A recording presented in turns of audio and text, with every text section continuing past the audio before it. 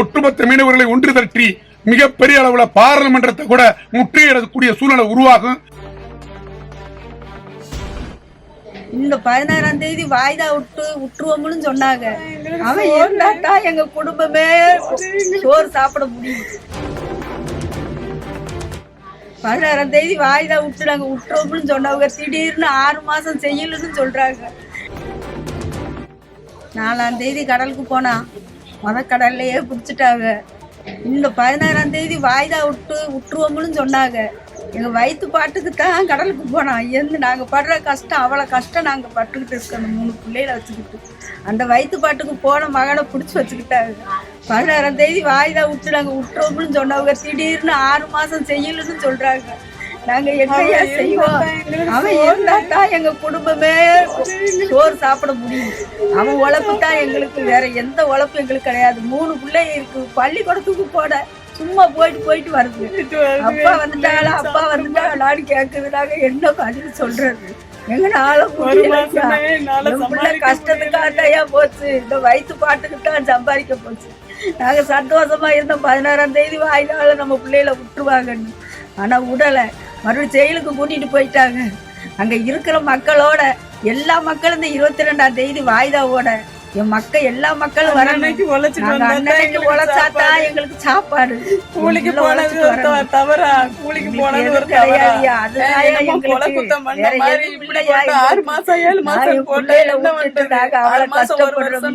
என்ன பண்றது மக்கள்? நாங்க அவ்வளவு கஷ்டப்படுறோம். உழைப்ப உழைச்சுதானே நாங்க கண்டுபிடிக்கிறோம். அதுக்காக ஏன் இப்படி பண்றாங்க?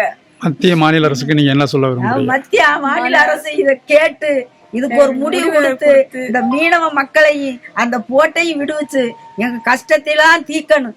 இதுதான் நாங்க மத்திய மாநில அரசுக்கு நாங்க கேட்கிறோம். உங்கள்கிட்ட நாங்க வேற என்ன கேட்கிறோம்? நாங்க இதை எங்களுக்கு கொடுங்கன்னு தான் கேட்கிறோம். எங்களை உழைக்கிற உழைப்ப கொடுங்க. என் பிள்ளைகளுக்கு நல்ல ஒரு இதை கொடுங்க. என்னத்துக்கு இந்த மாதிரி பண்றீங்க? கடல்ல மீன் பிடிக்கத்தானே என் பிள்ளைய போகுது. வேற என்ன தொழிலுக்கு போகுது என் பிள்ளைகளுக்கு? எதுக்கு இப்படி புடிச்சு வச்சிருக்கீங்க? 6 மாசம் நாங்க என்ன செய்வோம்? 22ஆம் தேதி வாய்தாவோட அதோட நான் செத்து போயிடுவேன்.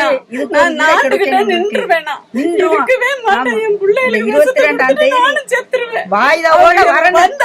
எல்லா மக்களும் வரணும். நான் உயிரோட இருப்பேன்.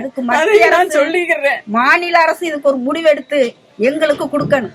22ஆம் தேதி எங்களுக்கு முடிவு தெரியணும். தெரியலன்னா நாங்க என்ன பண்ணுவோம்னு எங்களுக்கு தெரியாது. நாங்க குடும்பத்தோட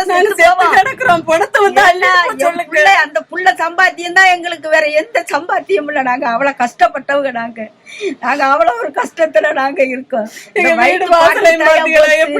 நாங்க அவ்வளவு கஷ்டத்துல இருக்கோம்.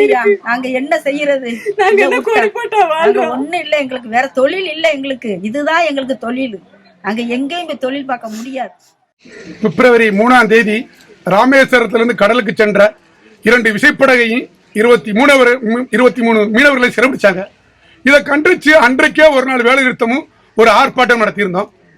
இதற்கு முன்னால் இலங்கை கடற்படையால் 2 வருட சிறை தண்டனை வீச்சு நம்பும் முருகன் சொல்றவருக்கு வேற அறிவிச்சிருந்தாங்க. அந்த சூழ்நிலையில ராமேஸ்வர பகுதிக்கு மாண்புமிகு நிதியமைச்சர் நிர்மலா சீதாராமன் அவர்கள் வந்திருந்தாங்க. அவர்கள்ட்ட நாங்க கோரிக்கை வச்சிருந்தோம்.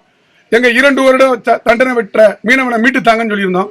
அதனால நாங்க மீட்டு தருவாங்கன்னு சொல்ற நம்பிக்கையில இருந்தோம். இந்த சூழ்நிலையில இந்த மீனவருக்கு வருகிற போன 16ஆம் தேதி வாய்தால 20 மீனவர்களுக்கு விடுதலையும் 3 மீனவர்களுக்கு சிறை தண்டனை 6 மாச சிறை தண்டனை அறிவிச்சிருக்காங்க.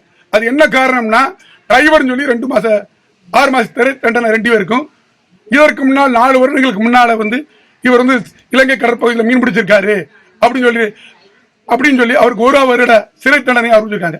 இதை கண்டிச்சு ராமேஸ்வரத்துல இன்றைக்கு கால வேலை என்று அறிவிச்சிருக்கோம். முதற்கட்டமா மத்திய அரசை வலியுறுத்தி ஒரு கண்டன ஆர்ப்பாட்டம் மீன்துறை அலுவலகத்துக்கு முன்னால் நடத்தணும்.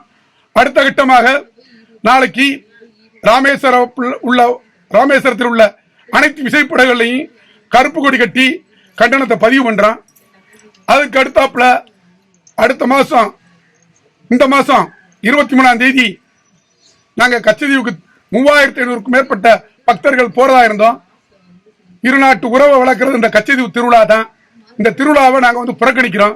உடனே மத்திய அரசு இந்த மீனவர்களை மீட்டு கொடுத்தாங்கன்னா இந்த திருவிழா வந்து திருப்பி இருநாட்டு மீனவர்கள் கொண்டாடுறதுக்கு வாய்ப்பா இருக்கும். அதையும் புறக்கணிச்சிட்டோம். அடுத்த கட்டமா வருகிற 20ஆம் தேதி செவ்வாய்க்கிழமை காலையில 8 மணிக்கு ராமேஸ்வரம் மீன்துறை டோக்கன் ஆபீஸ் முன்பு அனைவரும் ஒன்று திரண்டு ஊர்வலமா போய் ராமநாதபுரம் மாவட்ட ஆட்சித்தலைவர் அலுவலகம் முன்பு எங்களுடைய கண்டனத்தை பதிவு செய்து எங்களுடைய ஆர்சி புக்கு, ஓட்டு ஐடி, ஆதார் கார்டு அனைத்தையும் ஒப்படைச்சு எங்களை காப்பாற்ற முடியாத மத்திய அரசுக்கு கவனத்தை ஈர்க்கிறதுக்கு நாங்க ஒப்படைக்க முடிவு செஞ்சிருக்கோம். கண்டிப்பா எங்களுக்கு மத்திய அரசு திரும்பி பார்த்து எங்க மீனவர்களை விடுவி தருவதால் நம்பிக்கையில நாங்க இதை செய்யறோம். அப்படி தவறும் பட்சத்தில் அடுத்த கட்டமாக ஒட்டுமொத்த மீனவர்களை ஒன்று திரட்டி மிகப்பெரிய அளவுல பாராளுமன்றத்தை கூட முற்றுகையிடக்கூடிய சூழ்நிலை உருவாகும். மத்திய அரசு உடனே வேடிக்கை பார்க்காம எங்க மீனவர்களை உடனே விடுவித்து தரணும்.